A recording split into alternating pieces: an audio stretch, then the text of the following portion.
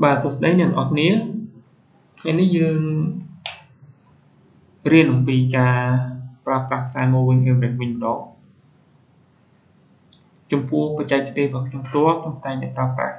ខ្សែ moving average ចំនួន2គឺខ្សែលេខ20និងខ្សែលេខ50អញ្ចឹងការដំឡើងហើយនឹងការប្រើប្រាស់របៀបណាសូមអ្នកនរគ្នាទៅតាមដានមើលវីដេអូនេះចប់ជាមួយនឹងខ្ញុំដំបូងបំផុតយើងចូលពាក្យ insert នេះមកបន្ទាប់មកចូលពាក្យ indicator ហើយយើងយកពាក្យ moving average អញ្ចឹងកន្លែងនេះគឺកន្លែងឲ្យយើងដំឡើងខ្សែ moving average យើងដាក់ខ្សែលេខ20មកពណ៌បងប្អូនឆ្លាញ់ពណ៌ណាបងប្អូនដាក់ពណ៌ហ្នឹងមកកន្លែងនេះយើងយកពាក្យថា expert ព្រោះវាមាន symbol អញ្ចឹងយើងយកពាក្យ expert ហ្នឹងមកកន្លែងនេះពាក្យ close ហើយចុច OK ទៅវានឹងឡើងមកកន្លែងនេះមកអញ្ចឹងចំពោះការ moving average នេះយើងអាចដាក់ច្រើនខ្សែដាក់ប្រមាណក៏បានដែរទៅតាមបច្ចេកទេសដែលបងប្អូនចេះតែសម្រាប់បច្ចេកទេសខ្ញុំគឺខ្ញុំប្រើតែ2ខ្សែទេអញ្ចឹងយើងដំឡើងមួយខ្សែទៀតគឺខ្សែលេខ50ដាក់50មកពណ៌ខ្លាញ់ពណ៌អីដាក់ពណ៌ហ្នឹងមកហើយកន្លែងនេះយក expand ដូចគ្នាកន្លែង close ដូចគ្នាអញ្ចឹងយើងអាចដំឡើងបានហើយអញ្ចឹងខ្សែ moving average នេះគឺជាចំនួនមួយផ្នែកដែលក្នុងការជួញដូរក្នុងវិស័យ forex នេះអញ្ចឹងបងប្អូនអាចបូកផ្សំជាមួយនឹងទិន្នន័យពណ៌រវាងឬក៏ structure បច្ចេកទេសផ្សេងៗទៀតបងប្អូនអាចយកមកប្រើប្រាស់បានអញ្ចឹងរបៀបនៃការមើលខ្សែ moving average ខ្សែនេះគឺខ្សែលេខ20ខ្សែនេះគឺខ្សែលេខ50អញ្ចឹងបងប្អូនដាក់លេខ100 200វាលោតនឹងក្រោមទៀតទៅហើយវាកាត់ចុះកាត់ឡើងទៅអញ្ចឹងដើម្បីឲ្យស្មុគស្មាញច្រើនខ្ញុំប្រើតែខ្សែ2យើងត្រូវរបៀបម៉េចមើលរបៀបម៉េចបងប្អូននៅពេលដែលវាខ្សែ20នេះកាត់ខ្សែ50មានន័យថាវាចាប់ផ្ដើមបដូរ trend ពីលំហូរចុះមកលំហូរឡើងវិញអញ្ចឹងបងប្អូនដឹងស្រាប់ហើយថាក្នុងវិស័យ forex នេះពីការជួញដូរហាងឆេងនេះបើសិនជាលំហូរវាឡើង uptrend យើងធ្វើការ buy អញ្ចឹងនៅពេលដែលវាកាត់ឡើងនេះយើងចាប់ដើមចូល buy បាទនៅពេលដែលចូលមកប៉ះហើយយើងបន្តការ buy រហូតតតែវាកាត់ចុះខាងនេះវិញរហូតដល់វាកាត់ចុះនេះយើងចាប់ដើមបដូរពីការ buy ធ្វើការចូល sell ម្ដងអញ្ចឹងមានបន្តការចុះអញ្ចឹងវាមិនត្រឹមតែមើលត្រឹមកាត់តែប៉ុណ្្នឹងទេត្រឹមតែកាត់ប៉ុណ្្នឹងទេជួនកាលវាអាចកាត់តិចតួចក៏វាបកឡើងអញ្ចឹងទៅបាទប៉ុន្តែបើសិនជានៅពេលដែលវាកាត់រួចហើយដូចខាងនេះអញ្ចឹងវាលំហូរវាចុះអញ្ចឹងក៏វាបានកាត់ឡើងកាត់បានតិចតួចក៏វាបកចុះមកវិញអញ្ចឹងយើងមិនត្រឹមតែមើលត្រឹម moving នេះទេយើងអាចមើលពីលំហូរវាបាទ structure វាផ្សេងពុះ trend វិញអញ្ចឹងទៅអញ្ចឹងបើសិនតែវាកាត់ចុះហើយយើងដូរការលេខ sell ដូចកន្លែងនេះកាត់ឡើងបន្តិចទៅយើង buy ដាក់ SL ខាងក្រោមខ្សែ moving average ហ្នឹងទៅកាត់ហើយបើសិនវាកាត់ចុះវិញយើងអាចបន្តការ sell បាទដាក់ SL មកវិញមកអញ្ចឹងរបៀបមើល indicator វារៀងខ្លីដែរទេហើយក៏ងាយស្រួលមិនស្មុគស្មាញច្រើនដែរយើងមើលថាវាកាត់ចុះកាត់ឡើងពីធំនេះវាបានកំពុងតែកាត់ឡើងត្រង់នេះហើយអញ្ចឹងការបូកជុំវិញអត់ទាន់ឃ្លាខ្សែ50អញ្ចឹងបើសិនជាអត់ទាន់ឃ្លាខ្សែ50នេះទេក៏យើងនៅតែអាចធ្វើការបាយបានគឺតែវាចូលមកធ្លាយ50យើងប្រុងប្រយ័ត្នវា pull back មកប៉ះ ខ្សែលេខ20នឹងវិញវា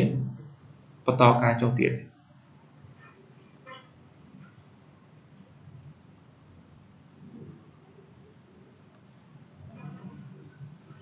ដូចកន្លែងនេះឃើញវា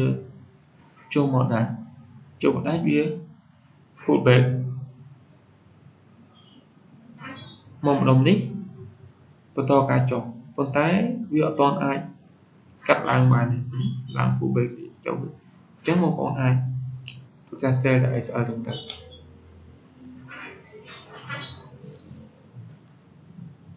បាទថងនេះអីឃើញកាត់ឡើងវា pull back មកបាទមកប៉ះតិចតួចបកការឡើងវិញអញ្ចឹងបើសាច់ candlestick នេះមិនទាន់គ្នាទេយើងអាចនឹងធ្វើការដេញ buy hold និយាយស្រួលស្រាប់នៅពេលដែលវាកាត់ឡើងនៅពេលដែល candlestick នេះនៅទម្រង់លើបាទទម្រង់លើខ្សែ moving ទាំងពីរនេះយើងអាចធ្វើការ buy ហើយនឹងបង្ហូរ buy តែពេលវែងបាទតែបើសិនវាកាត់ចូលវិញហើយទម្រង់វានៅខាងក្រោមនេះយើងបន្តទៅការ sell ទៅបាទវាថងនេះកាត់ឡើង candlestick នេះវានឹងវងនឹងវាយនេះវានៅខាងលើទាំងអស់ហ្នឹងយើងបាយដែរបាទនេះគាត់ជាផ្នែកតូចមួយទេយើងអាចបុកខំជាមួយព័ត៌មានឬក៏ខ្សែ OSI បន្ថែមទៀតហើយនឹងយើងចេះមើលពី candlestick បន្ថែមទៀតយើងអាចយល់ពីទីផ្សារបន្តយើងអាចបត់បែនវាបានទាន់កលៈទេសៈនៅពេលដែលទីផ្សារវាប្រែប្រួលអូខេនេះជាការមើលខ្សែ moving average ហើយខ្ញុំក៏បានបន្ថែមជាមួយនឹងខ្សែ OSI មួយទៀតដែរ OSI គឺខ្ញុំ research ដាក់លេខ60 50និង40អញ្ចឹងនៅពេលដែលទីផ្សារវាប្រេះដាច់លេខ60នេះមានន័យថាវាអាចទៅរក7រក8នៅតម្លៃខាងលើហើយអញ្ចឹងនៅពេលដែលវាប្រេះដាច់ទីហោកន្លែងនេះជាក់ស្ដែងកន្លែងនេះគឺដាច់លេខ60អញ្ចឹងខ្សែ moving average គឺកាត់ឡើងទៀតអញ្ចឹងវា conform គ្នាបាទបូកផ្សំជាមួយនឹង candlestick វា breakout resistance កន្លែងនេះផងបូកផ្សំជាមួយនឹង moving average កាត់ឡើងផងបូកផ្សំជាមួយនឹងខ្សែ OSI លេខ6កាត់លេខ60ឡើងទៀតផងអញ្ចឹងធ្វើឲ្យយើងបាយនៅតំបន់នេះគឺយ៉ាងទំនុកចិត្តយើងអាចចូលបាយដោយភាពច្បាស់លាស់យើងអាច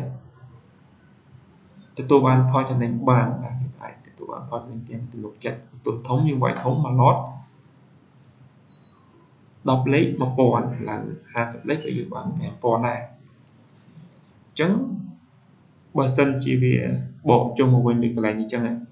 បកចុះមកវិញខ្សែ OSI យើងនៅ sideways នៅចន្លោះ40មក60ហ្នឹងគឺវានៅ sideways អញ្ចឹងបងប្អូនអាចធ្វើការ scalp ខ្លីៗបានក្នុងទម្រង់ sideways ដូចតែនេះ0ពី60មក40ហ្នឹងនៅ sideways កន្លែង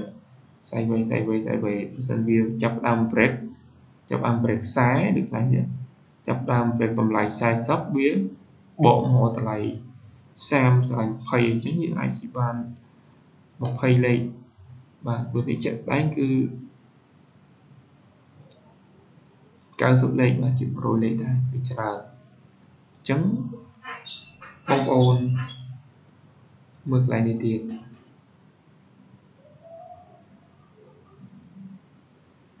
កន្លែងនេះកាត់ឡើងទៀតកាត់លេខ60កន្លែងនេះហើយវាក៏បានកាត់មកខាងលើ moving average ទាំងពីរខ្សែរបស់យើងវិញអញ្ចឹងក៏បងប្អូនអាចធ្វើការបាយបានដែរបងប្អូនបាយហ្នឹងបងប្អូនត្រូវគូស trend line បាទពី resistance មក resistance មកវាបាន break trend line មកវាតាមទឹក share break trend line break moving average